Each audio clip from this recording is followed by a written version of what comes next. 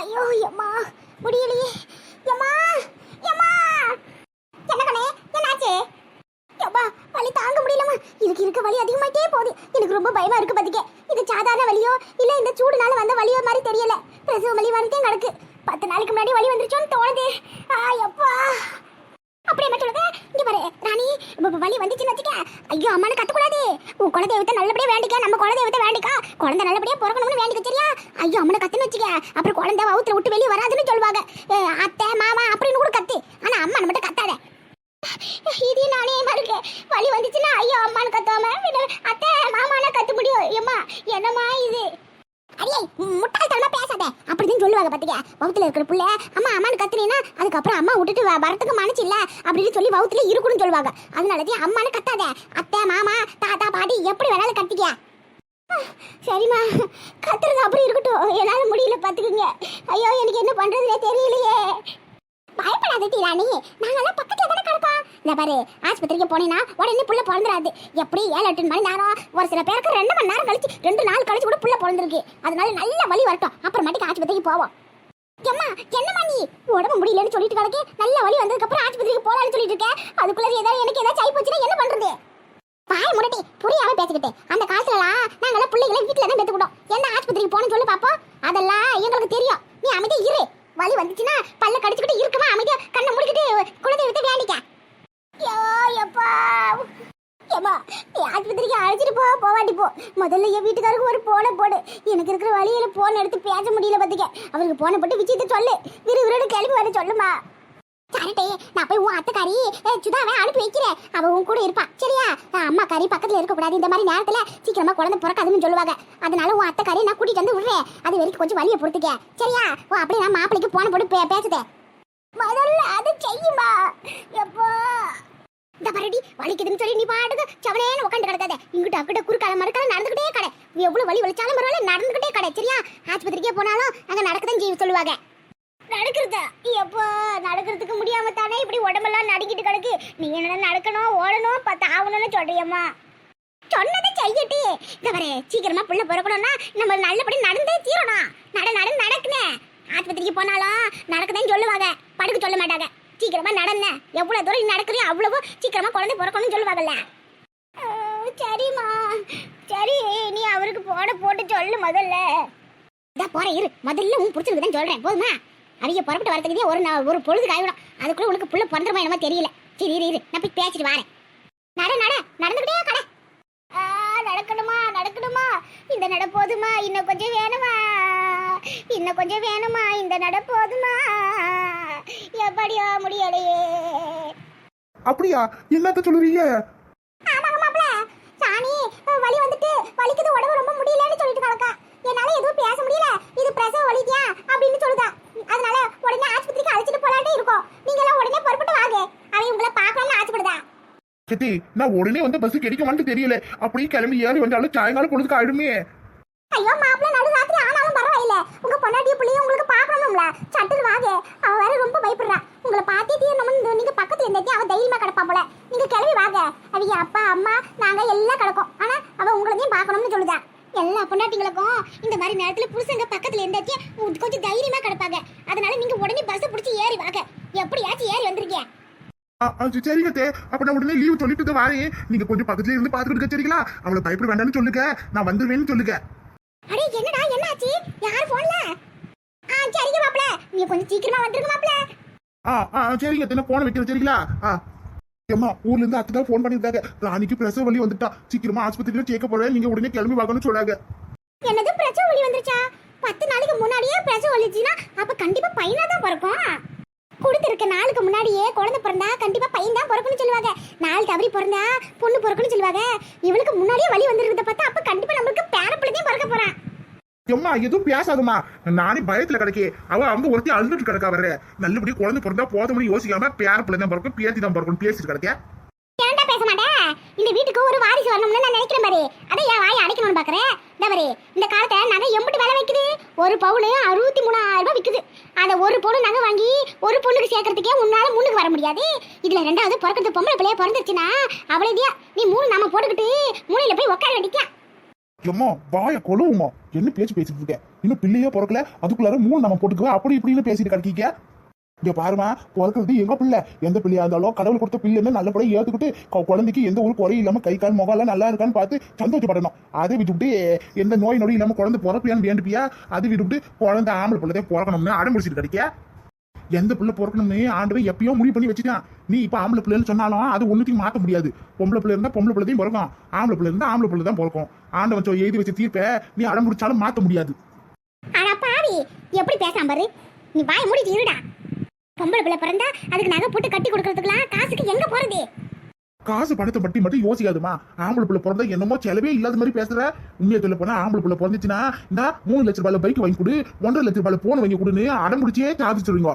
பொம்பளை பிள்ளைக்கு நல்லபடியா படிக்க வச்சு போற இடத்துல 4 நம்மளால முடிஞ்ச ஒரு 40 பவுனும் 30 பவுனும் ஏதோ ஒரு 10 பவுனும் நகை சேர்த்து வச்சு கல்யாணம் கட்டி விட்டோம்னா காலத்துக்கு அதுக்கு சந்தோஷமா இருக்கும். ஆனா ஆம்பளை பிள்ளைங்க அடங்காததுக்கு, அதுங்க இஷ்டப்படிதான் செய்யும். இங்கதான் போவேன், அங்கதான் வருவேன், இதைதான் செய்வேன், அதை தான் செய்வேன்னு.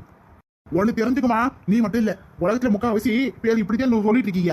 ஆம்பளை பிள்ளை வீட்டு வாரிசுன்னு எத்தனையோ இடத்துல ஆம்பளை பிள்ளைங்க பார்க்க விட்டுட்டு போயிடுதுங்க. பொம்பளை பிள்ளைங்க பொறுப்பா இருந்து பெத்தவங்கள பாத்துக்குதுங்க. அது மாதிரி ஞாபகம் வச்சுக்க. ஆம்பளை பிள்ளைங்களுக்கு இது அதுல வாங்கி கொடுத்து செலவு பண்றதுக்கும் பொம்பளை பிள்ளைங்களுக்கு படிக்க வச்சு நகை போட்டு விடுறதுக்கும் ரெண்டும் ஒண்ணுதான். எந்த பிள்ளை பிறந்தாலும் செலவுதான். என்னமோ ஆம்பளை பிள்ளை பிறந்த சிக்கனமா செலவு பண்ற மாதிரியே பேசுற. ஏண்டா ஆம்பளை பிள்ளை பிறந்துச்சுன்னா அதுதானே நம்ம குடும்ப வாரிசு. என்னதான் பொம்பளை பிள்ளை நீ சொல்ற மாதிரி கூட இருந்து பாத்துட்டாலும் அது இன்னொரு குடும்பத்தோட பொறுப்பு பாத்துக்க. அது நம்ம குடும்பத்தோட சேராது. சேருதோ சேரலையோ இப்ப அது முக்கியம் இல்ல. இந்த பாருமா, அங்க ராணி வர வழியில வந்துட்டு துடிச்சுக்கிட்டு பயந்துட்டு கிடக்கா. என்னைய பார்த்தே அகலும் சொல்றாளா, நான் உடனே பஸ் பிடிச்சு போகணும் பாத்துக்க. நீ பைய தூக்கிட்டு என்னோட புறப்பட்டு வாரியா, இல்ல பிள்ளை பிறந்ததுக்கு அப்புறம் சொன்ன உடனே பாரியா சொல்லு.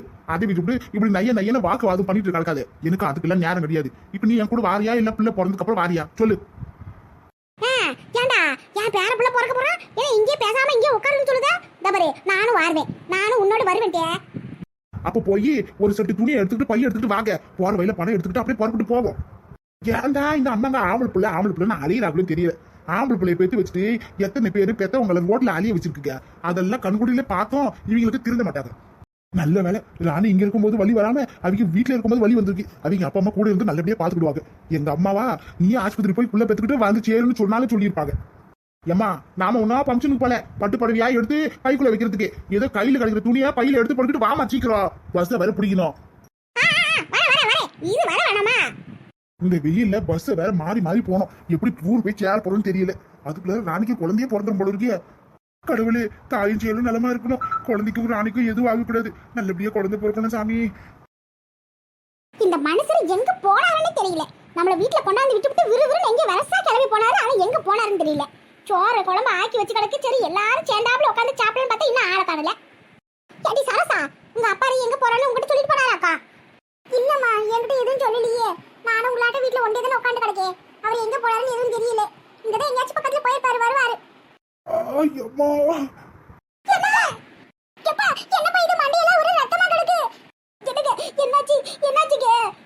பதறாதீங்க, நம்ம மகளால வந்த பரிசுதே இது. எனக்கு எங்கேயாச்சும் கீழே விழுந்துட்டீங்களாங்க. இப்படி அடிபட்டு ரத்தமா வந்திருக்கேன். ஆஸ்பத்திரி போய் ஒரு கட்டு கூட போடாம அப்படி கிளம்பி வந்திருக்கீங்க. என்ன ஆச்சுக்கீங்க, என்ன ஆச்சுன்னு சொல்லுங்க. அத சொன்னேடி, நம்ம மகளால வந்த பரிசுதான் இதுன்னு. டபரு நான் உங்களை விட்டுட்டு எங்க திரும்ப போனேன், நேரா அந்த ஜியாம்ஸ் வீட்டுக்கு போனேன். நம்ம மக வாழ்க்கை கெடுத்து நாசம் பண்ணானே அந்த படுபாவி ஜியாம்ஸ் வீட்டுக்கு தான் போனேன். ஆனா அவங்க யாருமே மனசு தன்மையே நடத்துக்கல. இப்படி என் மண்டையை உடைச்சு விட்டாங்க. நம்ம மாவ வாழ்க்கைய நாசம் பண்ணி நல்லா இருக்கு, நம்ம குடும்பத்தை கெடுத்து சின்ன பண்ணமா ஆக்கினா அந்த நாதாரியை பார்க்கறதுக்கு போனீங்க. எதுக்காக அங்க போனீங்க?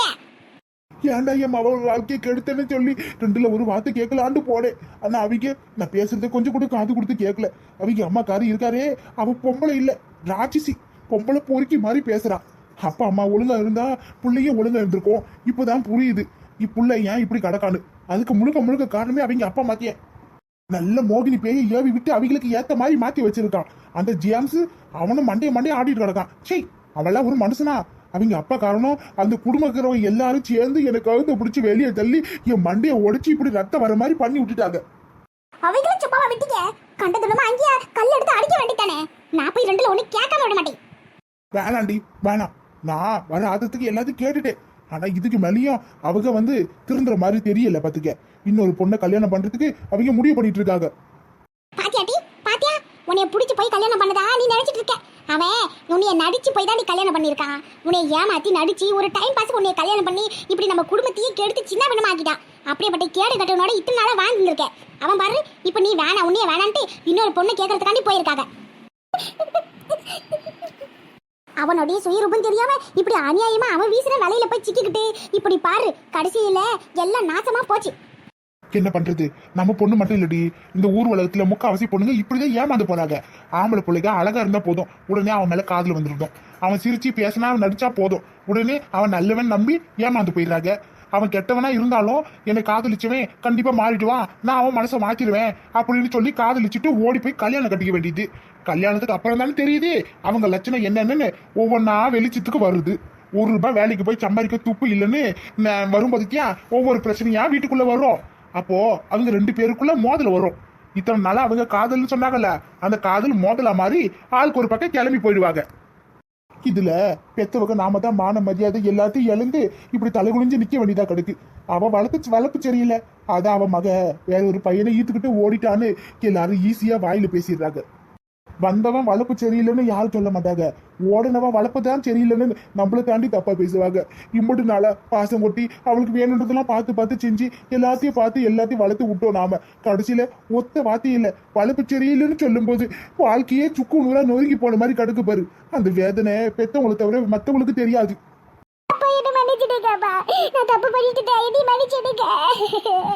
உங்க பேச்சு கேட்காம இப்படி ஓடி போய் கல்யாணம் பண்ணது ஏன் தப்புட்ட, என்ன மன்னிச்சிடுங்கப்பா.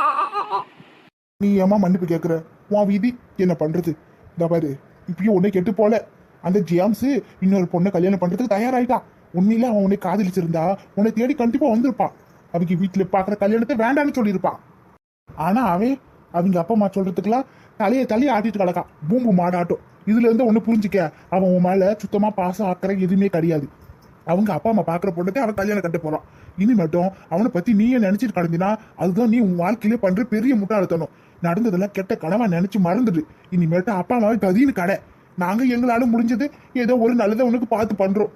நாங்க கண்ணு முடித்துக்குள்ள உனக்கு ஒரு கல்யாணம் காட்சி ஏதோ ஒரு நல்லதை நாங்க உனக்கு பண்ணி வைக்கிறோம். நல்லபடியா சந்தோஷமா வாழ்ற வழியை பாரு. நடந்ததே நினைச்சுக்கிட்டு உட்காந்து அழுதுட்டு கிடக்காது. உன் வாழ்க்கையை இனி மட்டும் நீ தான் பாத்துக்கணும். பாத்துக்க, நீ அழுவுறதுனால மட்டும் எதுவும் மாறிட போனதில்லை, எதுவும் ஆக போறதில்லை. அந்த ஜேம்ஸ் அங்க ஆனந்தமா உட்காந்து அப்பா அம்மா கூட ஜாலியா என்ஜாய் பண்ணிட்டு கிடக்கான். நீ தான் இப்படி உட்காந்து அழுதுட்டு கிடக்க. உனக்காக நியாயம் கேட்கலாம் தான் நான் போனேன். அவன் மட்டும் 4 வார்த்தை நல்லபடியா பேசியிருந்தா எப்படி இருந்தாலும் உன்னையும் அவன் கூட நான் சேர்த்து வச்சிருப்பேன். ஆனா அவங்க அப்பா அம்மாக்கு சாதகமா தான் பேசினான். பார்த்தல உன் அப்பா மண்டையை எப்படி அடிச்சு உடைச்சு ரத்தம் வர அளவுக்கு பண்ணியிருக்கான் பாரு. என்ன ஏதுன்னு கூட ஒரு வார்த்தை கேட்கல, நின்று வேடிக்கை தான் பார்த்துட்டு கிடந்தான். இப்படி ஒருத்தர் உன் வாழ்க்கைக்கு வேணுமா வேண்டாமான்னு இனி மட்டும் நீயே முடிவு பண்ணிக்க, அப்படிதான் சொல்லுவேன். என்னங்க இவகிட்ட அதெல்லாம் சொல்லி என்ன பிரயோஜனம்? அவ வாழ்க்கையை இனி மட்டும் அவளே பாத்துக்கிட்டோம். ஏதோ நம்ம வளர்த்து பாவத்துக்காண்டி அவ வாழ்க்கை இப்படி தனியா இருந்து கஷ்டப்படுறாளே அப்படின்னு சொல்லி நம்ம கூட்டிட்டு வந்துட்டோம். நம்மளால முடிஞ்ச கஞ்சியோ கூலோ நம்ம சாப்பிட்ற சாப்பாடு அவளுக்கு போட போறோம். நம்ம சொல்றது அவ இனி மட்டும் கேட்கவா போறா? அவன் விருப்பம் போல இருந்துகிட்டு போகட்ட விட்டுடுங்க. நீங்க வாங்க முதல்ல ஆஸ்பத்திரிக்கு போவோம். ஆஸ்பத்திரிக்குள்ள ஒண்ணு வேணாண்டி, இந்த வீட்டிலேயே கட்டு போற மருந்து கிடக்கல, அதை எடுத்து போட்டுப்போம், காயம் சரியாயிடும். மண்டை வேற உடஞ்சிருக்கு, உள்ள எத்தனை தையல் போடணுமோ தெரியல. எதுக்கும் ஆஸ்பத்திரிக்கு போயிட்டு வருவாங்க. வேண்டான்னு சொல்லாதீங்க, வாங்க. அப்பா என்னைய மன்னிச்சிடுங்கப்பா, என்னால உங்களுக்கு இன்னும் எவ்வளவு கஷ்டம் வரப்போதே தெரியல. இந்த ஜேம்ஸுக்கு அந்த குடும்பத்துல இருக்கவங்களுக்கு மனசாட்சியே இல்ல போல. எப்படி எங்க அப்பா மண்டையை உடைச்சிருக்காங்க பாரு. அவங்கள சும்மா விடக்கூடாது, நிச்சயம் ஏதாச்சும் ஒண்ணு பண்ணி ஆகணும். என் அப்பா அம்மாவை அசிங்கப்படுத்தி அவமானப்படுத்தது இல்லாம இப்போ அவன் மண்டையை வேற உடைச்சு விட்டுருக்கான். இது நான் வரைக்கும் எனக்கு பண்ணதுல நான் பொறுத்துக்கிட்டு இருப்பேன். ஆனா இதுக்கு மேல எங்க அப்பா அம்மாக்கு ஏதாச்சும் ஒண்ணு நான் பொறுத்துக்கிட்டு இருக்க மாட்டேன். அவரை இந்த ஜேம்ஸ் ஏதாச்சும் ஒண்ணு பண்ணுறேன், அப்பதே பொண்டாட்டினா என்னன்னா அந்த ஆளுக்கு புரியும்.